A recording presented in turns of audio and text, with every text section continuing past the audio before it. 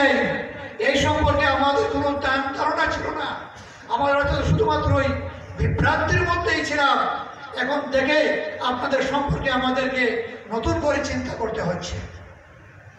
সম্মানিত ভাইরা, সেই জায়গা থেকে জামাতের প্রত্যেকটি কর্মী, প্রত্যেকজন দায়িত্বশীলকে মানুষের ধারে ধারে যাওয়ার জন্য, মানুষের ঘরে ঘরে পৌঁছার জন্য কাজ করতে হবে।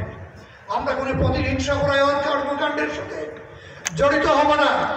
আমরা মানুষকে তার হৃদয় নিংড়ানো ভালোবাসা নিয়ে আপন করে নিতে চাই। আল্লাহ রসুল দোয়া করেছিলেন যে হে আল্লাহ, আমাকে 2 উমরের মধ্য থেকে 1 উমরকে তোমাকে তোমার দিনের জন্য কবুল করো। একদিকে দোয়া করেছেন, আরেকদিকে তার পিছনে কাজ করেছেন। এরা ইসলামের শত্রু ছিল, একসময় ইসলামের বিরুদ্ধে তরবারি করেছিল। আল্লাহ রসুলের গর্দানকে সে বিচ্ছিন্ন